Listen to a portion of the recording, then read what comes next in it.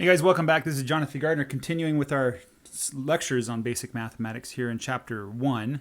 So we just had some fun in the last section talking about even and odd numbers and dealing with divisibility. Well, now we get to move on to the rationals. Okay? And rationals, I'm going to do it a little different. I'm going to write the important equations on these little flashcards to help you remember to learn the equations because they're important. And also, some words of encouragement before we get too deep in this. If you feel like you're lost and you're struggling and you're not quite learning as fast as you wanted to, don't worry. Everybody learning this, that's the same way they feel. It takes 10, 12, 13 times plowing through this material before they really get it. So I wouldn't worry about it too much. Just let your mind do its job. Your mind needs to absorb this information, categorize it, and reprogram itself to understand what exactly is going on. So give your mind time to work. Don't rush it. Algebra really didn't click for me until a couple months into my first year of freshman physics. And that's when algebra really clicked. It all started to make sense and I kind of understood what was going on. Same thing with calculus. Calculus really didn't make much sense until I was solving differential equations in quantum mechanics, which sounds weird because I breezed through the EM class, but I didn't really get the real idea behind calculus until then. So let your brain do its job. Give it some time and don't rush. So we are going to say A is equal to M over N, or we can write it as M slash N. And this means that A is a rational, and M and N are integers, but N cannot be equal to 0. And that's a definition of rational. So we're going to be referring back to this again and again. Now, you probably learned in your algebra course what this line means. That line means divide. If you're not familiar with this notation, you might be thinking these are fractions. And yeah, they are fractions. We can think of them as fractions. But really, this is saying you're taking M and you're dividing it into N equal pieces. Okay, so if you had 8 on the top and 2 on the bottom, you'd say, let's take 8 and divide it among 2 people. So each person would get 4. You say, how many would each group have if each group had 2? So this is rationals. We're not going to talk about fractions. We're just going to talk about how to add and subtract and do things with rationals. So let's set this equation off to the side. All right, let's look at some examples of rationals, and let's use a different color than this black. Let's use green, this nice green. It has a nice sharp point. That should be good to go. So in the book, he has 1 over 4, and you can write it this way. You can write it that way. That is a rational number. This is not an integer, right? Another rational number that he gives you is 2/3. You write it that way as well, okay? And still others, he says -3/4, which you can write it this way. And the last one he gives is -5/7, which could be written this way as well. I like to cross my 7s. So those are some examples of rational numbers. Finite decimals also give us rational numbers. So if you see something like 1 point, in the book he says 1.4. Remember what this means. Let's use a different color here. Let's use this nice, who knows what color that is. It's like a purplish red. So this is the 10th place, right? And if you had a number here, that'd be the 100th place, right? So what this means is this is 1 whole plus 4/10. So we have 1 and 4/10 if we write it improperly, or we can write that as 14/10. Okay? Just read 14 and count how many to the left the decimal point is. That tells you how many zeros you need on the bottom. In this case, it's 1 to the left, so you need 1 0 at the bottom. So 1.41, on the other hand, would be 141 over 100 because there's 2 decimal places. Let me kind of point that out to you. So the decimal place has moved 2 from the right, so you need 2 zeros. Same thing here, 1 and 1. Okay? Straightforward, not complicated. What do rationals mean? Let's draw a number line. We can draw a long number line because I have a big wide piece of paper now. Hopefully that's pretty straight. Let's choose some place for the 0. I'm going to choose in the middle of the page of 0. That's aesthetically pleasing to me. And I'm going to write over here 1. Let's see how far that is. That's about that distance there. So let's put over here -1. And then we can go further again. Ooh, we just have enough room for it. Over here we have -2. And let's measure this out, make sure it's about all equal. And over here we'll have +2, just at the edge here. And of course this line goes off to infinity, so it keeps going. Let's leave this definition of that, what a rational number is up there. And let's try to represent what rational numbers look like on the number line. So let's start with 1/4. So one way to think of this is you take it, you divide it up into 4 equal pieces. So we're going to cut it in half. We're going to cut it in half again. So this is 1/4 right here. Okay. The 4 on the bottom means you've divided 1 into 4 equal pieces. Okay. 2/3. Thirds are harder to do. But I know that, let's see, 2/3. Let's see, we'd have to go, I think, right around here and right around there. That's probably not quite right. But anyway, this would be 1/3 and this would be 2/3 right here. Okay. So you'd have 3 equal pieces, and it's not going to be completely equal, but it's supposed to be close to being equal. It's 3 equal pieces. This is 2 of those pieces. That's why it's 2/3. 2 comes first. -3/4. So let's divide the left hand into quarters. Let's have a half. Let's have 2 quarter marks, and this would be -3/4 all the way over here. -1/4, -2/4, and -3/4, and -5/7. Oh gosh. I don't know. How do I make sevenths? I'm just gonna, somewhere around here is -5/7. All right. That's how you do it. You could have numbers that are greater than 1 or less than -1. So if we had 1.5, say like this 1 4/10. Let's do that. 1 4/10. So here's half. And this is 2/25.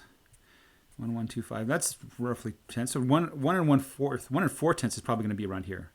This is 1.4 or 1 4/10. Okay. And 1.41 is going to be slightly after that. 1.41 or 141 hundredths. Okay, it's beyond 1, and it's halfway, close to halfway to 2. It probably should be on this side of half. Yeah, this isn't precise. This is not precise at all. So please don't use my pictures as a guide for measuring your house. That would be bad. Okay, one thing you might know, if you're one of those people that know these things, this 1/2 is also the same as 2/4. Okay. So 1/2 in rational land is the same as 2/4. And indeed, any rational can have an infinite number of representations. Okay. So we need a way to tell us if these two numbers are equal. And the way is what we're going to call cross multiplication. Let me write down the rule for cross multiplication. So cross multiplication.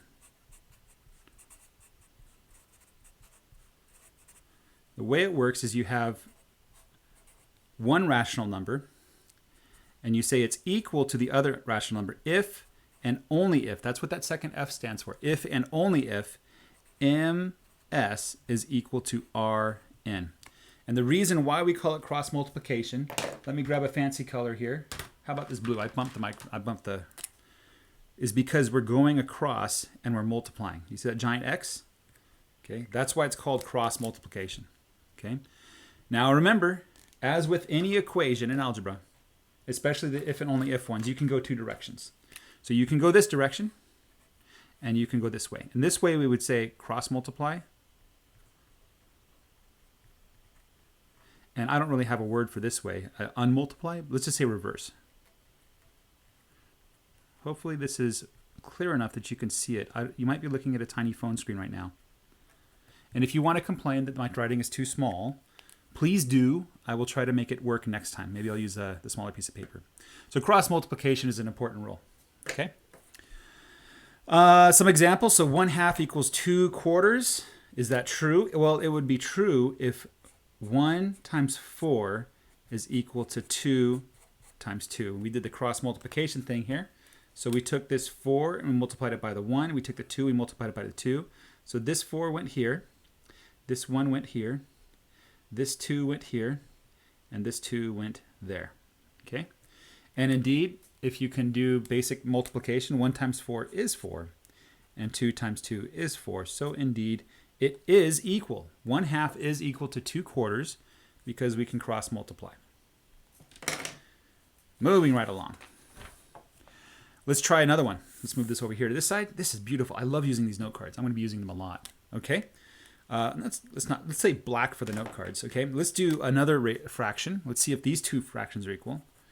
We have 3/7. Is it equal to 9/21? Well, 3 times 21 equals 9 times 7. Okay, 3 times 21, that's 63. 9 times 7 is 63 as well. So indeed, it checks out. These two are equal. All right. The next thing he talks about is he says that integers actually have a rational representation. So an integer m is the same as the rational number m over 1, or we can just write that this way. Okay? So integers are rationals. Hopefully you're not picking up the background noise there of the computer fan. It seems to spin up when I record video or record audio. I'm recording audio on my computer. I'm recording video with my iPhone 6 here. When my wife gets back from her vacation, we'll have an iPhone 8 Plus, which should have better quality of video. I think it can do 60 frames a second, so it'll look a little smoother in your YouTube at the cost, of course, of bandwidth. Okay, so with these two conventions in place, we're ready to solve some equations. And let's do this example equation here. Let's use a new color because that's the way I want to roll. Let's use this nice brown. You probably won't show up that clear. Hopefully with the lights and everything, it'll be pretty clear. So the question is, we have this equation. We have 2n over 5 is equal to 6 over 1. Okay, what is n equal to? Well, let's cross multiply. So we have 2n times 1 is equal to 6 times 5. All right, so we have 2n is equal to 30. We're not quite there yet. Let's cross multiply and reverse. So let's start with something multiplied together equals something multiplied together. In this case, we'll just have 1, and we'll reverse it. So let's leave n over 1. We brought the 1 over from the 30 side, equals 30 over 2. Now, people might say, oh, you're just dividing both sides by 2. And I might say that because that's what I'm thinking about. And of course, the last step here, let's bring this up over here. We say n because n over 1 is the same as n. Integers are rationals when the denominator is 1, is equal to 30 divided by 2, which is 15. Okay, so we have solved this equation using cross multiplication. And that's just something you have to get used to, is when you see these factors on the side of the solution, like you want that, but you have this little factor here, you just move it to the bottom of the other side. Just like when we move terms, we had a plus b equals c, and when we move terms to the other side, they turn negative. Well, when you have ab is equal to c, and you want to solve for a, it goes down, so it becomes c over b. Okay, so it goes downstairs. Or if it was downstairs, it would go upstairs because of cross multiplication, right? You can see here that downstairs goes upstairs and upstairs goes downstairs with cross multiplication. All right, fresh piece of paper. Let's move the equations off. I'll set them up here so that I can pull them out at a moment's notice to continue the lecture, referring back to the equations that we did. We are interested now in what happens when we cross multiply negative numbers. So let's pull out my cross multiplication equation there. So we have in the book 9 minus 4 over 5. I could say negative 4 because that's not a variable. 8 over negative 10. So if we were to cross multiply, we would get negative 4 times negative 10 equals 8 times 5. And this we learned earlier, when you multiply two negatives, you get a positive. So this is 40 is equal to 8 times 5 is also 40. So this checks out. These two ratios, these two integers, rational numbers, are the same. Okay? And you might notice that this is one of the reasons, which we'll get into in a bit. I will not talk about this yet, about negative numbers and rationals. I just want you to see this. Okay, next thing he wants to show you is the cancellation rule. Let's write down the cancellation rule. New note card. This one's actually flat, so it should show up better on your screen there. The cancellation rule, and he calls it the cancellation rule for fractions. He says, if you have a common factor, a over n, this is the same as m over n. Okay, so a over m over a over n is the same as m over n. Notice, this is the key here, I'll use a light blue color, that you have to have a common factor. Remember, factors are the things you multiply to get products. Probably should go into the terminology of the rational numbers.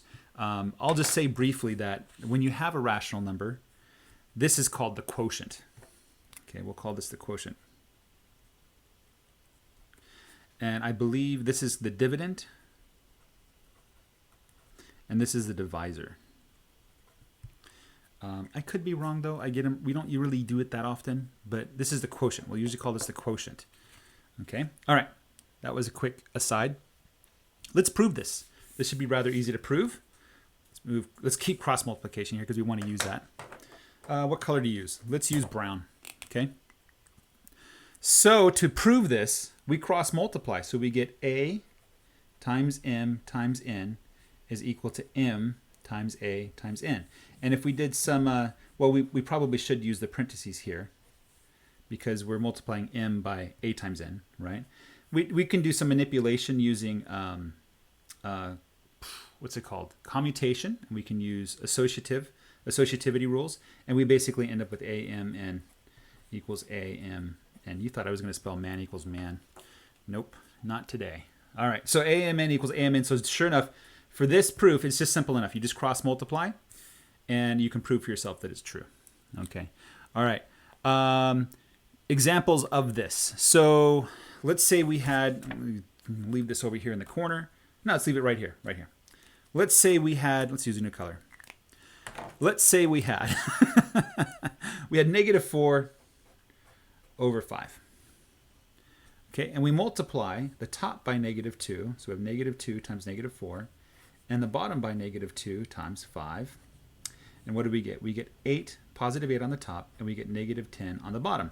So these two rational numbers, these two quotients, are equal to each other. You notice the minus sign is up here, now the minus sign is down here. Indeed, when it comes to minus signs, here's a new rule. If you have the minus sign upstairs, you can move that downstairs. Okay? And in fact, we just say the whole thing is negative. Do you remember the rule for addition? I'm going to make up a rule for addition, or some multiplication. We had the rule that minus A times B is equal to minus A times B, or A times minus B. We had that rule. Okay, this rule is very similar to that rule. See? The comparison here is this minus M over N, that's like minus AB. And this minus M over N, that's minus A times B. And M over minus N is A times minus B. So this is a very similar rule, okay? Except it has to do with quotients, okay? And hopefully you're getting a feeling that maybe multiplication and division are not that strange. Just like addition and subtraction are very similar to each other, multiplication and addition also share a lot of similarities. We need to cruise through this material. We're never going to get done unless we start going fast. Proving this with cross multiplication. Let's do that. Very, very trivial to prove. We have, we did brown, we did red last time. Let's do brown now. Okay, so we have minus M times minus N equals M times N. Sure enough, this is Mn because the minus signs cancel. So Mn equals Mn. That's good. That was easy. There is another rule. Let's say common divisor. Okay, so we did this one. Let's move this off to the side. Common divisor. So suppose that we had an equation. Let me write it down here at the bottom. Is there plenty of room? There's plenty of room. Okay, excellent. So I'm going to write down this. Let's say that we had M was equal to D times R. And N was equal to that same number D times another number S, another integer S. And so when we had M over N, that's the same as dr over ds. And we can simplify that just down to r over s.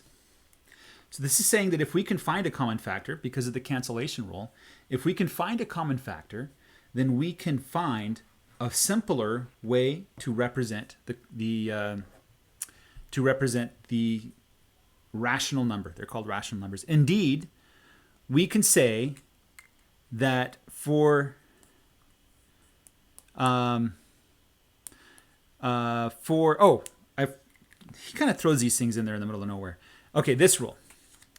This is a negative rational number if m and n are positive.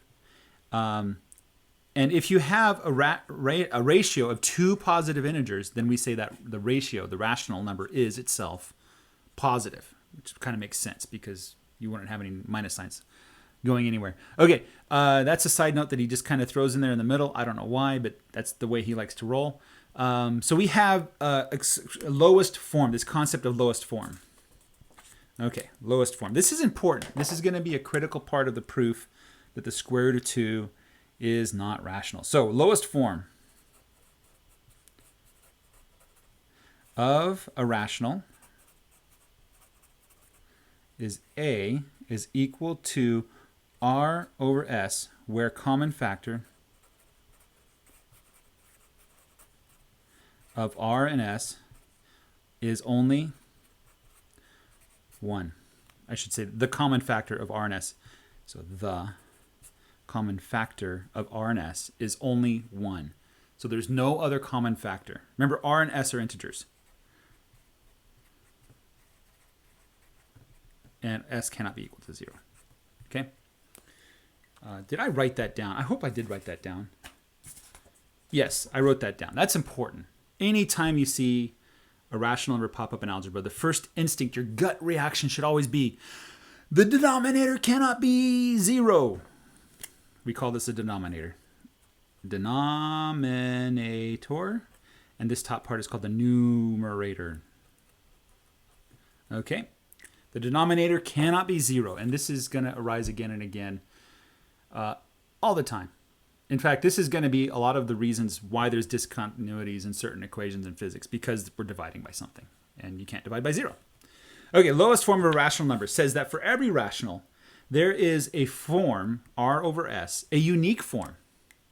And R and S are unique. Okay?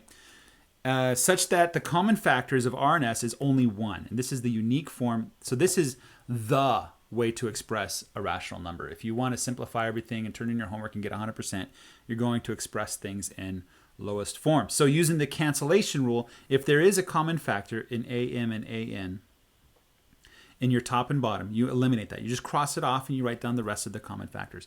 Let's give some examples here. Move this over to the side. Let's use, we did red, let's do brown this time. So his example he has 10/15. All right, and 10, as you probably should know, is 2 times 5.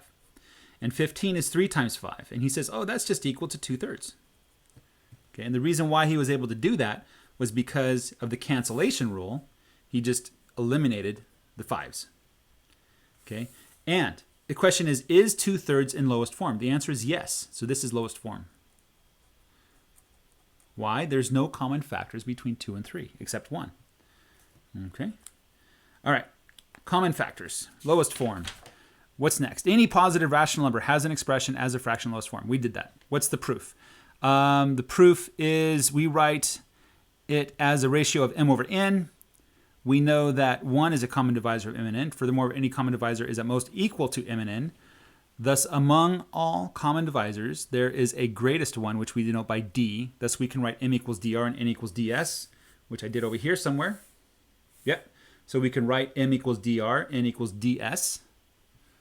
Scroll it up there. And I lost my place on the page. There. And he says, so really these two are equal, except now the d is the greatest common factor. So r over s has no common factors except 1. So this is the lowest form for a rational number. And it's the only one because the only way you can construct other representations is to multiply r and s by some integer. All right. Next, let's talk about how to add. So let's move these out of the way. Let's bring up a new card. New equation, new card. How to add. If the denominators are the same, so we have a over d plus b over d is going to be a plus b all over d. This is the rule of addition. Did I skip something? No. The proof goes on. I should add. There's nothing else really to add on that proof. You can read through it if you want. There's some details that I probably missed that are important. Moving right along. Okay, when you're adding and they have a common denominator, you just add the tops. It's very basic. The trick is when the denominator is not the same. What do you do? Let's do an example of this really quick to show you how that works. So if we had -5 over 8 plus 2 over 8, that's the same as -5 plus 2 over 8, which is -3/8, which we can write this way if we wanted to, 3 over 8 like that. All right, -3/8.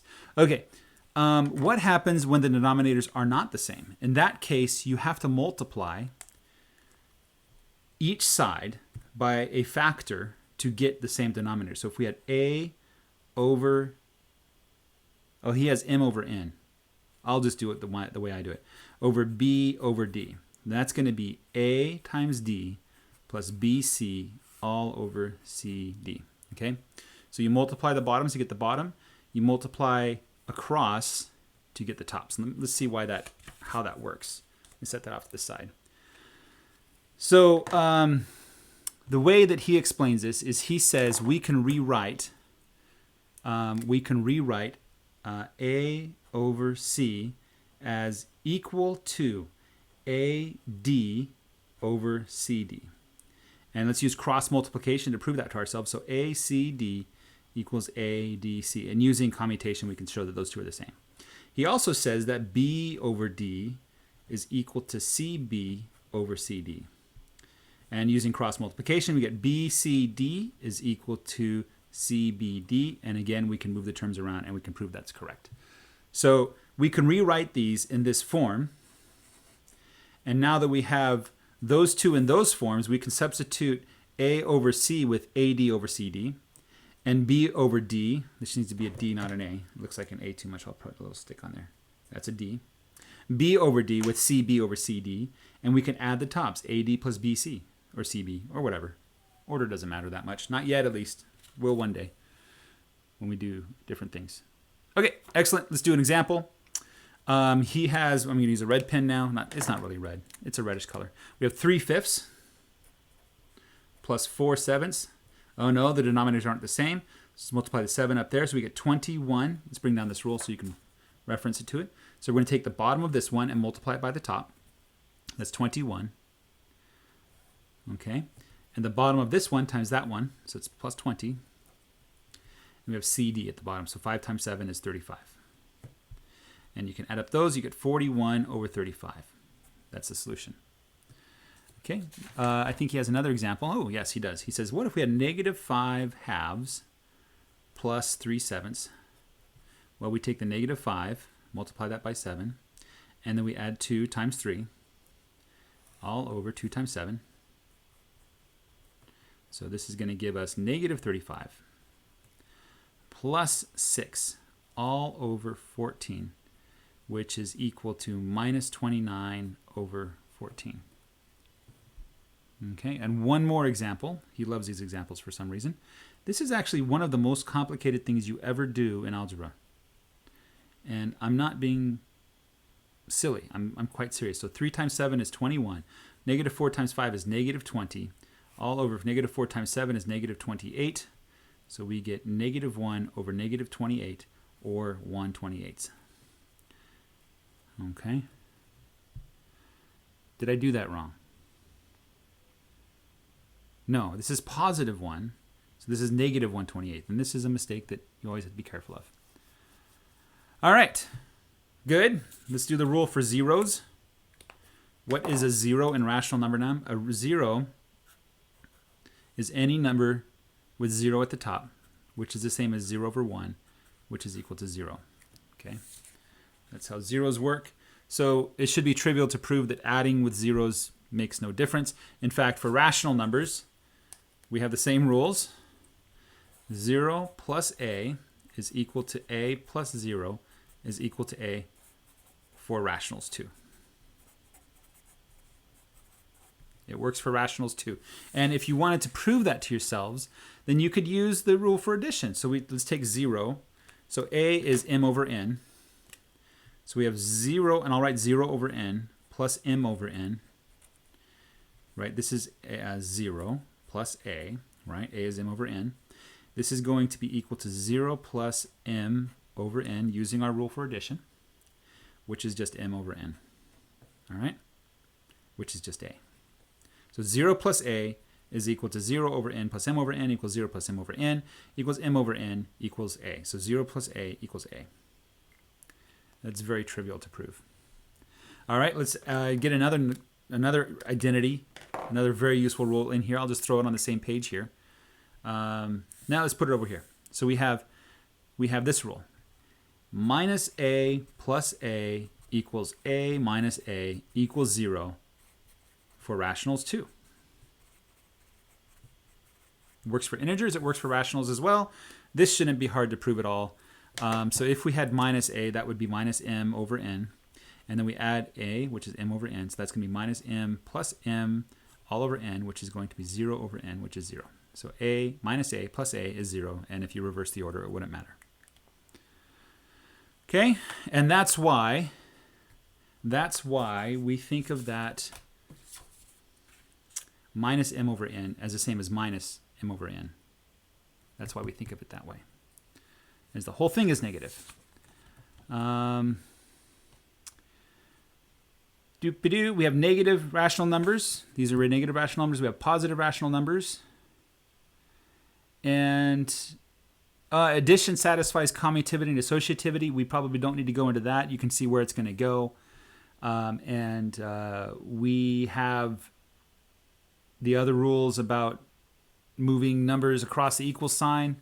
Yeah, we have if a plus b equals 0, then b equals 0 minus a. Multiplication, this is new. This might be new for you. I hope it is. I'm going to leave the rules for addition up here, just so you can compare with multiplication. I tell my kids that multiplying fractions is ridiculously easy. Adding fractions is hard. Multiplying is ridiculously easy. So if you have two rational numbers, m over n times r over s, you just multiply the tops and you multiply the bottoms, and that's it. Now that's how you multiply rational numbers. Do we need examples? Of course we do. We always have examples because examples are the best, right? So I'm going to leave these two up here so that you can refer back to them. And let's use my red again. So m over n times r over s is equal to mn over r. So we have 3/5, let's say, times 7/8, the example from the book, 21 over 40. Doesn't get much harder than that. 2/7 times 11/16. That's 22 over 7 times 16, which is 70 plus 30, 42, which is 112? 112, yeah, okay. And, oh, here's something to think about. Watch this. So we had 2/7 times 11/16. So we could have just added it, but then we'd notice that there's a common factor. Indeed, 2 is a common factor. Let's divide top and bottom by 2. So we get 11/56. We could have instead done this. Watch this. 2/7 times 11/16. And we could say, well, there's a common factor of 2. This, take out the 2, we get 8. So we get 11 over 8 times 7, which is 56. And it's a lot easier to do this. So pro-life tip, this is a life hack for doing with fractions. Always cancel first. Okay? So what do I mean by that? When you see 2/7 times 11/16, you're going to write out 2 times 11 over 7 times 16. Well, at least in your head, you're going to do that. And you notice that now there's a 2 here, and we can change this to 8 times 2 down here. So there's 2 times 7 times 8, right? So we can cancel the common factor of 2, and we get 11 over 56. And so when we're multiplying, I'm always looking for factors, common factors, and I eliminate them so that I don't have to deal with big numbers like 112. I can stay below, below 100. I want to keep my numbers low so they're easy to deal with. I can check if I made some mistakes. Let's do negative numbers. So we have negative 4/5 times 7 over negative 3. We multiply across. We would get negative 28 all over negative 15, or just 28/15. Right? And we could have just canceled out the negative sign, and we would have gotten the same answer, and it would have worked. Okay. Let's do exponents. So we can do the multiplication. Let me write down some rules for exponents. Some rational number n is equal to m over n to the, this is bad. Let's use k. There's my funky looking k, which is the same as m to the k over n to the k. And let's prove that. That should be easy enough to prove. Let's use a new color now. How are we doing on time? 34 minutes. Oh, let's get this video over with already. Okay, so a to the k is the same as a times a times a, k times, which is the same as m over n times m over n dot dot dot m over n k times, which is the same as m's all multiply on the top, so we get m to the k over n to the k. That's why that works. And they don't really, they have some discussions about exponential decay, if something is halved over time. But I'm going to skip that in the interest of time. You can read that section and study that if you want to. Then he starts in this long discussion of let's find the square root of 2. It can't be 1, it can't be 2. 2 is too big. 1.1 is too small. 1.2 is too small. 1.3 is too small. 1.4 is too small. 1.5 is too big. 1.41 is too small. 1.42 is too big. Indeed, if we kept going and experiencing the different numbers, we would find that we would never be able to get exactly 2. And the reason why is because there is no number, no rational number, that you can square and get 2. Let me show you what that means. So a squared is equal to m over n squared is equal to m squared over n squared, which has to equal 2, right? So a is the square root of 2. And we're going to assume that the a is a rational number, m over n, where m and n is in lowest form. This is important. We're going to say m and n is in lowest form because a has a lowest form, so m and n are lowest form, right? So m, n are lowest form. So there's a unique lowest form, okay? Now, m squared is equal to 2n squared. I cross-multiplied. You see, I took the n squared on the bottom, multiplied it by 2. There was a 1 beneath the 2 because integers are rational numbers with the denominator of 1. Oh, I love this. These little cards are great. So we had a 1 times m squared, just leave it alone. N squared times 2, so m squared is equal to 2n squared, which means that m squared is even, so therefore m is even. Okay? Since m squared is even, then we can represent that as 2k squared, where k is some other integer. 2k squared is the same as 4k squared equals 2n squared. Let's do cross multiplication in reverse. Let me bring that card out. Cross multiplication in reverse, so we're going to have k squared over 2 equals n squared over 4. Is that what I want to do? No, let's leave the 4 over here. Okay, then let's cancel a common factor, which is 2. So we're going to get 2k squared is equal to n squared. And indeed, what this says is that n squared is even, and therefore n is even. But note, m and n are in lowest form, and if they're even, they have a common factor, which is 2. Therefore, there is no integer m and n that when you divide each other and square it, you will get back 2. Therefore, square root of 2 is not rational. Okay? We've just proved that the square root of 2 is not rational. It's a very simple proof. It's something you can amaze your friends with. And you can do all kinds of amazing things with it. One more little thing to do with multiplication. Where's my multiplication chart? There it is. It also follows the same rules. You can prove this for yourself. A plus b squared is a squared plus 2ab plus b squared. And a and b are rational. It works for rationals. Rationals like this as well. And a couple of examples to solve. How to solve equations. And we're running at 38 minutes, and I want to share so much with you. And I want to talk about the exercises. I'm just going to plow through. I'm going to assume that you guys are having fun. Let's continue. I could turn this into 2 videos, but I'm not. All right. So how to solve for x. So in general, we're going to get a mess on one side. And the mess is going to look something like this. Let's use my red pen. Okay. So we're going to get something like 3a minus 1 is equal to 7. And we want to solve for a. Okay, so what do? Well, the first thing we can do is we can move this minus 1 to the other side. And what happens when it moves to the other side?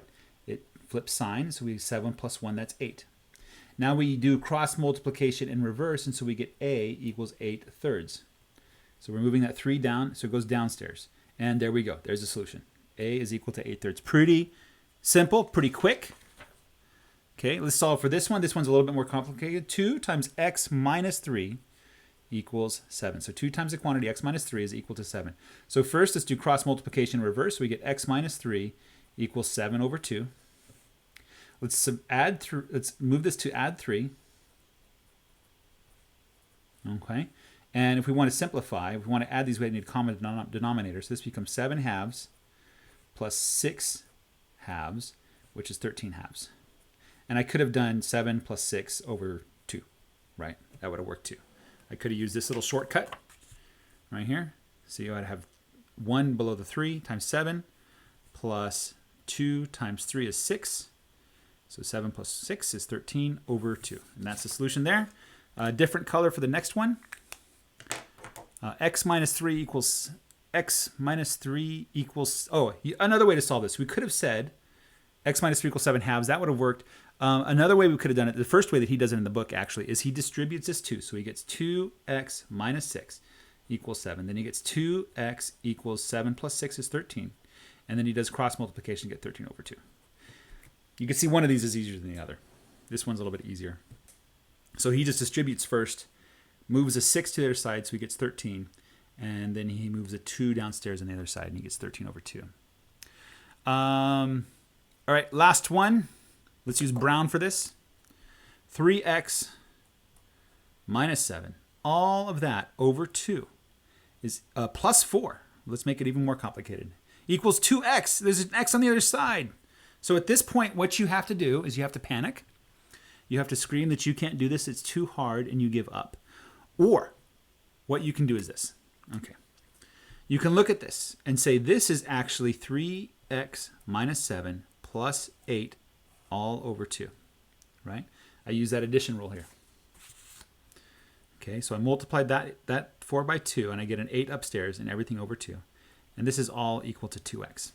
The next thing I'm going to do is use cross multiplication. So we get 3x minus 7 plus 8, that's just plus 1, is equal to 2x times 2 is 4x. This 2 multiplies by that, we get 4x. Now what I'm going to do is move this 3x to the other side, so it becomes minus 3x. So 1 equals 4x minus 3x. And I could just know that if you have 4 of something and you subtract 3 of them, you have 1 left. Or if I really wanted to be pedantic, I could factor out the x, and sure enough, that's equal to 1x. So x equals 1. Yeah, that was supposed to be hard, wasn't it? Well, it's not. Okay, let's go back. Something you should always do is you should substitute in your answer to see if you did it right. And so in this case, what I'm going to do is I'm going to substitute in 8/3. So we get 3 times 8/3 minus 1 equals 7. 3 times 8/3, that's 3 on the top. So we get 3 times 8 on the top and 3 on the bottom. We can cross out the common factors. Minus 1 equals 7. So 8 minus 1 is indeed equal to 7. So that checks out. Let's substitute this one in. We get x equals 13 halves. So let's go 2 times 13 halves minus 3 equals 7. And so this becomes 2 and 13 minus 6 because we're adding fractions. All over 2 equals 7. Notice that we have 2 over 1 times this. We can multiply 2 times 13 minus 6 is 7. All over 2. So we can cancel out the like terms, and we get 7 is equal to 7. And that checks out. X equals 13 over 2. So 2 times 13 over 2 minus 6 is supposed to be equal to 7. Well, again, we can cancel out the 2's there. 13 minus 6 equals 7. And 13 minus 6 does equal 7. This is the same. It's just a different order. And this one, x, let's plug in an x. So we get 3 times 1 minus 7 all over 2 plus 4 equals 2. Because x is 1. 2 times 1 is 1. So 3 times negative 3 minus 7, that's minus 4 all over 2 plus 4 equals 2. Minus 4 over 2, there is a common factor of a 2. It's 2 times 1 and 2 times 2. So we cancel out the 2's. We get minus 2 plus 4 is equal to 2. And indeed, 4 minus 2 is 2. So 2 equals 2, and that checks out. So we did the math correctly, at least, or we made 2 mistakes exactly opposite each other and got extremely lucky. To wrap up this very long video, 45 minutes long. Holy cow, this is a marathon. I'm sorry to drag you through this. I probably should split this up into 2, but I'm not gonna, because I want to plow through these lectures. And you can always watch this again later if you need to, in the car while you're driving to work or whatever you do. Or you can split it up on your own time. Anyway, exercises. The only thing I really want to talk about is when you hit problem number 7, you will feel a sense of dread and a sense of panic. And I just want to reassure you that if you read the problem carefully, it tells you everything you need to know. And the problem really isn't as difficult as you think it is. So when you hit problem 7, just tell yourself that you're going to panic. You don't need to panic. It's not that hard. In fact, this is some very beautiful mathematics. And he's just introducing it as a problem because he wants to kind of introduce you to some of the beautiful symmetries that you find in algebra. So don't panic on number 7. Okay. Number 8, 9, 10. Okay. Those ones follow the same style of proof that we used for proving that there is no square root of 2. You're just trying to find it for cubed roots and fourth roots. This should be fairly simple. Okay. 10 is a little bit different because you're not relying on the fact that the integers are even or odd. What you're looking for is, are these integers a combination of some number times like 3k or 3k plus 1 or 3k plus 2. Okay. If you find a common factor in the top and the bottom, and you're in lowest form, or you assumed you're in lowest form, then you've proven that it is not possible to do that. Okay. Number 11, 12, 13, 14, 15. These ones, you can grab a calculator and just start punching in numbers and try to guess what the square root or whatever is supposed to be. Just start plugging in numbers. You'll figure out pretty quick how to do this. So just plug in a number and square it, or plug in a number and cube it. Use your calculator. 16, 17, 18, 19, 20, and 21 have to do with population decay. And this decay is the same as growth. So go back to that chapter with the problems on growth. Instead of using numbers larger than 1, it's using numbers smaller than 1, but not 0. So don't panic. Just rational numbers are just like integers. Okay. And with that, next time we'll cover the multiplicative inverse. So just like we can add a specific number to a number and get 0 back, there is a special number that we can multiply any number by except 1 and get back 1. So there is a multiplicative inverse, and it has some astounding benefits to making your life dealing with rationals a little bit easier and a little bit more fun. And that's all I have to say with this section. Thanks for watching the whole way through. You guys are the best and the most awesomest audience ever. Take care and bye-bye. Hey guys, thanks for watching this video. This video is part of my series on Sergey Lang's Basic Mathematics. You can click here to watch the rest of the videos in the playlist. You can click here to learn more about me, and you can click here to support my channel. Thank you so much. Bye-bye.